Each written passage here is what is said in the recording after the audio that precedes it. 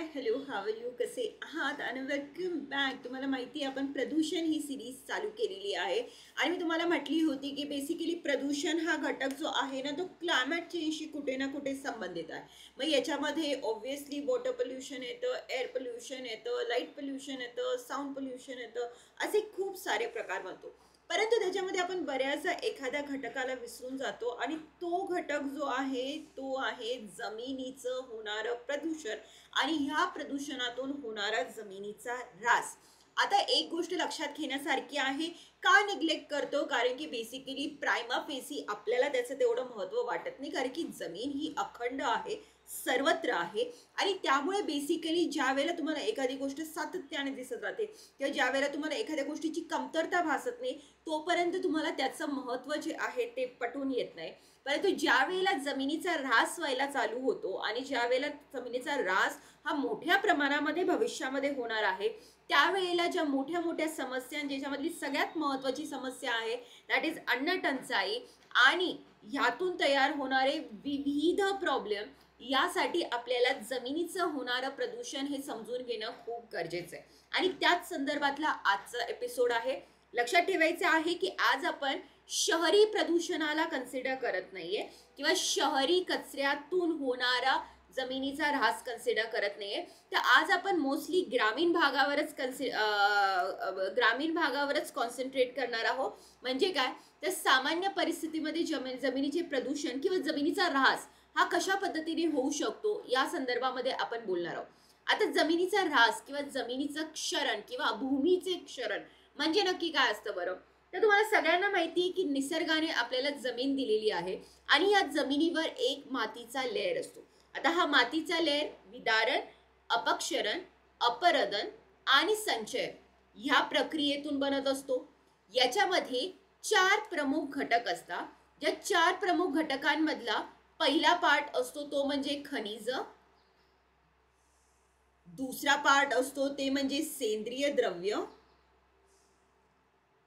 तीसरा पार्ट असतो तो म्हणजे वायू and the fourth important part is जल. हे 4 पार्ट जमीन व्यवस्थित, सुस्थितीत आणि चांगल्या पद्धतीची सुपीक कसदार बनवण्यासाठी खूप जास्त महत्त्वाचे असतात. परंतु काही मानव निर्मित कारणांमुळे, आता काही म्हणजे मी लिटरल सेन्समध्ये सांगते की इथं आपण कोणत्याही एका घटकाला टार्गेट करत नाहीये, परंतु काही मानव निर्मित कारणामुळे जमिनीचा हा बॅलन्स बिघडतो. ठीक आहे, हा बॅलन्स बिघडतो आणि ह्या बिघडल्यामुळे काय होतं की जमीन ही उपजाऊ राहत नाही आणि उपजाऊ नसल्यामुळे जमिनीची उत्पादकता ही घटते आणि जस्ट उत्पादकता घटते एवढंच नाही, तर ती जमीन भविष्यात वाळवंटीकरणाला बळी पडू शकते आणि ह्या जमिनीमध्ये कोणत्याही पद्धतीच्या वनस्पती, लिटरल सेन्समध्ये म्हणायला गेलं तर या ठिकाणी जंगलांपासून ते साध्या गवतांपर्यंत काहीच उगवू शकत नाही. अशा परिस्थितीमध्ये या जमिनीला जावं लागतं आणि याच प्रोसेसला आपण वाळवंटीकरण या नावाने ओळखतो. आता या मानवनिर्मित कारणं म्हणजे आपण नक्की काय म्हणतो आहोत बरं, ते लक्षात घ्यायचे की सगळ्यात महत्त्वाचं कारण आहे प्राकृतिक कारण. बघूयात आपण. पहिली गोष्ट म्हणजे एकतर पर्जन्य खूप पडतं किंवा पर्जन्य अजिबात पडत नाही. याच्यामुळे काय होतं की जमिनीमधला चौथा मूळ घटक ज्याला आपण म्हटलो दॅट इज जल, याचं प्रमाण कमी जास्त होत राहतं. आता कमी जास्त झाल्यामुळे काय होतं की बऱ्याचदा याच्यामुळे ज्या वेळेला अति पूर पडतो, अति पाऊस पडतो, त्यावेळेला जमिनीमध्ये क्षारपट होण्याची शक्यता वाढून जाते. तर पाऊस अगदी कमी पडला तर जमिनीमधला सेंद्रिय द्रव्यांचं विघटन होऊन सेंद्रिय द्रव्य हे नाश पावून बेसिकली जमीन फक्त कंकड स्वरूपाची तयार होते. म्हणजे काय, तर बेसिकली लक्षात घ्यायचं की अति पाऊस आणि अति दुष्काळ यामुळे जमीन खराब होऊ शकते.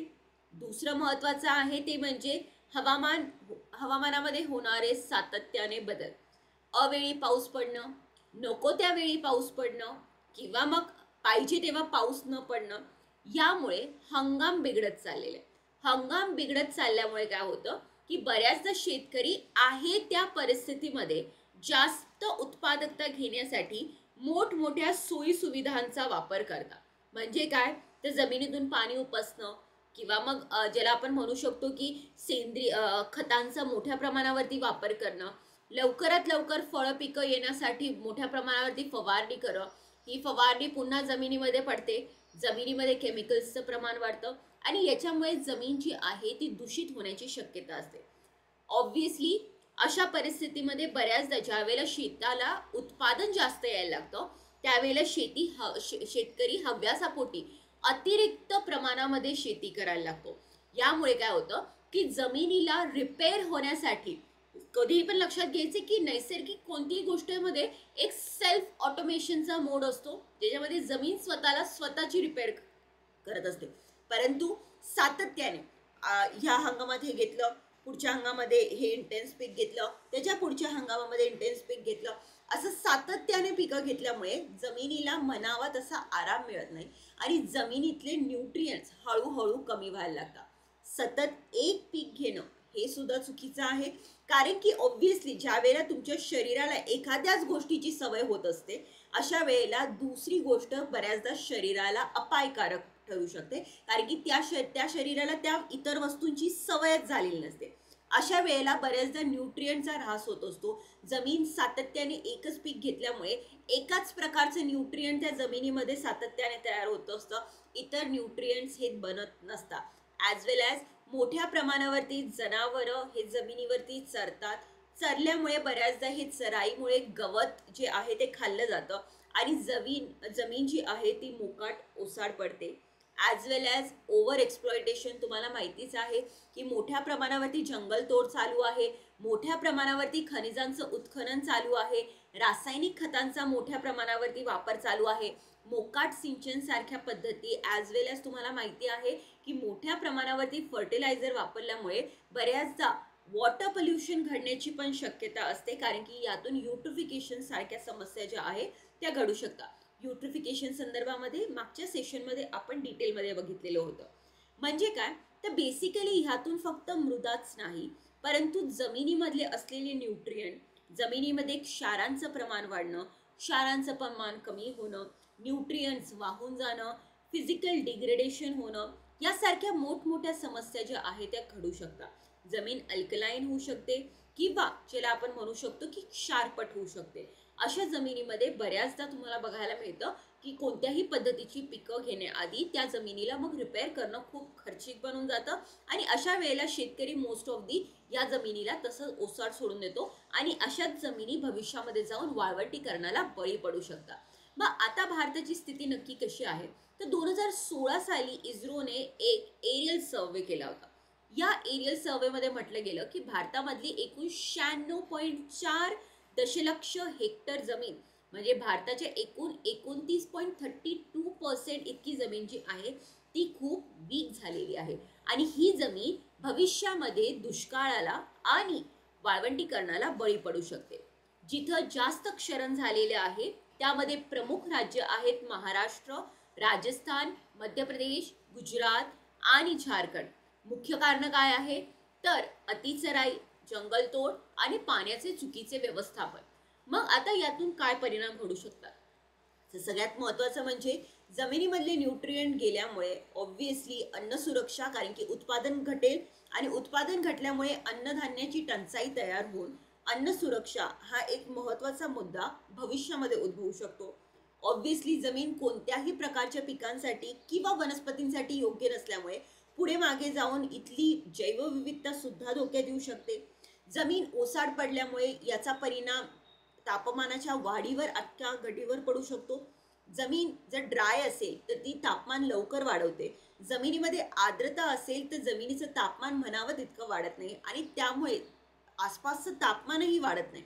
त्यामुळे अशा पद्धतीच्या ओसाड जमिनीवर तापमान वाढीला सुद्धा मदत करणारी पोषक तत्वे तयार होऊ शकतात आणि ह्यातून तयार होणारं दुष्काळ, ह्यातून तयार होणारी पाणी टंचाई यामुळे इथल्या स्थानिक लोकांना बाहेर जाणं हे भाग पडू शकतं.